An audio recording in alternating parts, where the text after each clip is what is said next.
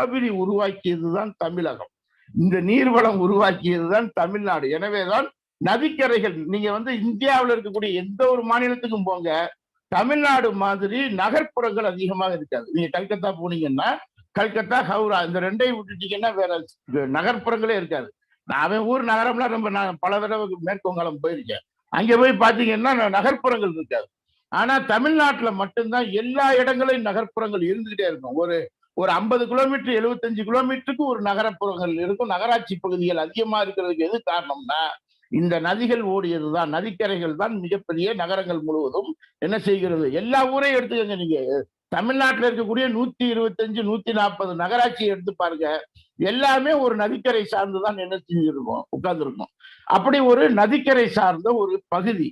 ஆனால் இதனுடைய இந்த நீர் வரத்துகள் முழுவதும் பிற பகுதி மாநிலங்கள் என்ற கட்டமைக்கு பின்னாடி என்ன செய்கிறது, அந்த நீர் வளம் என்பது குறைந்திருக்கிறதே ஒழிய அதற்கு முன்னாடி மிகப்பெரிய அளவிற்கு செழித்த ஒரு பகுதியாகத்தான் என்ன செய்ய வேண்டியிருக்கு, பார்க்க வேண்டியிருக்கு. நீங்க இப்படி உருவாகி வந்த ஒரு நிலப்பகுதியில் இந்த நிலப்பகுதி ஆதி காலத்தில் எதுவாக இருந்திருக்கும், ஆதி காலத்தில் எதுவாக இருந்திருக்கும், வனங்களாக இருந்திருக்கும்.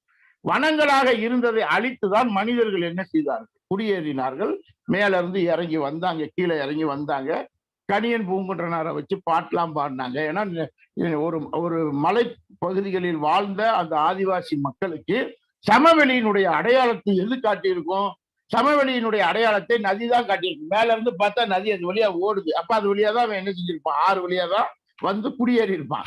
அப்ப மனிதர்களுக்கு ஆதிவாசி மனிதர்களுக்கு சமவெளியினுடைய அடையாளத்தை காட்டியது நதிகள்.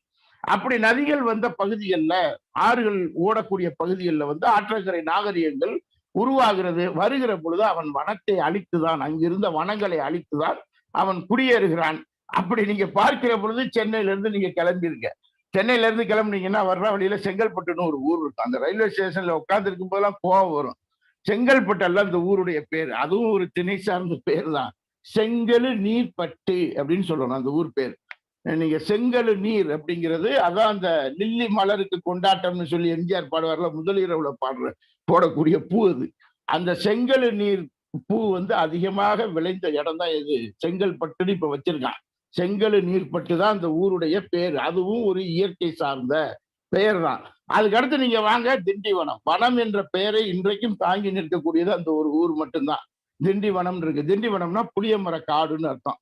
புளியமர காடுகளுக்குள்ள வாழ்ந்த குடிகள், வன்னியர்கள் அப்படிங்கிறது வன்னி மரங்கள் சூழ்ந்த பகுதியில வாழ்ந்த மக்கள் தான். அதனாலதான் அவர்கள் வன்னியர்கள் என்று பெயரு. அது ஒரு இயற்கை சார்ந்த பெயர் தான். அதே போல நீங்க பாத்தீங்கன்னு சொன்னா சிதம்பரம் போனீங்கன்னா தில்லைவனம் அன்போடு வரவேற்கிறது. தில்லை என்ற அடர்ந்த மரங்கள் இருந்த பகுதி. மதுரைக்கு வந்தீங்கன்னா உலகத்தமிழ் மாநாடு நடந்தப்ப 4 பக்கமா ஆர்ச்சி போட்டாங்க. அந்த ஆர்ச்சில நீங்க உன்னிப்பா கவனிச்சு பார்த்தீங்கன்னா, இப்ப இருக்கா இல்லையான்னு தெரியல, நான் அப்ப பார்த்தேன். கடம்ப வனம் உங்களை அன்போடு வரவேற்கிறது எழுதி வச்சிருப்பாங்க. கடம்ப மரங்கள் அதிகமாக இருந்த வனப்பகுதி அப்படின்னு அர்த்தம். திருநெல்வேலிக்கு மூங்கில் வனம்னு பேரு. மூங்கில் மரங்கள் அதிகமாக இருந்த வனப்பகுதி.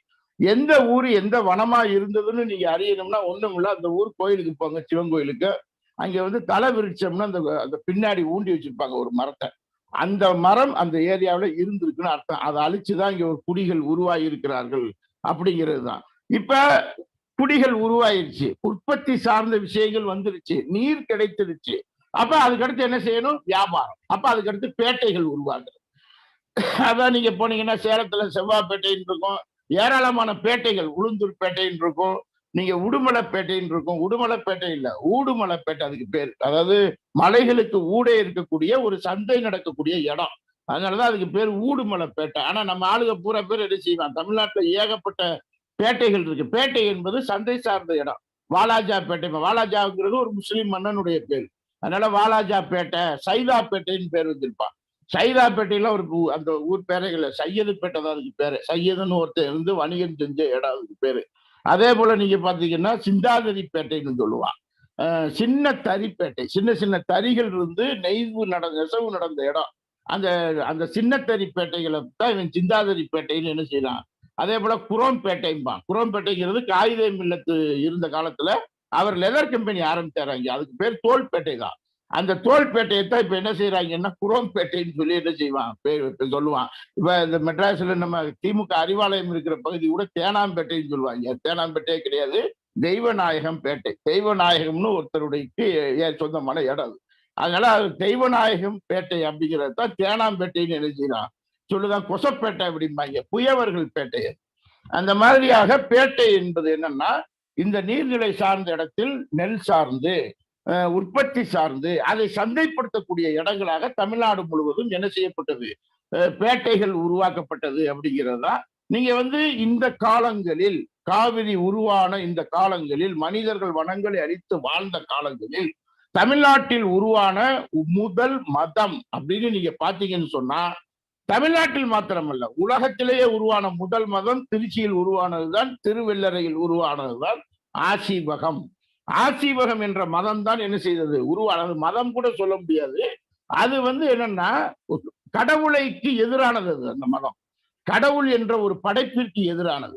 வாழ்க்கை என்பது, இயற்கை என்பது அணு மூலமாக உருவானது, அணுக்களால் உருவான அணு கோட்பாட்டை சொல்வதுதான் ஆசீவகம். ஆசி அப்படின்னு சொன்னா பிழையற்ற, நேர்மையான, ஒழுக்கமான அப்படின்னு அர்த்தம். அதுக்கு பேர் ஆசு அப்படின்னு சொன்னா.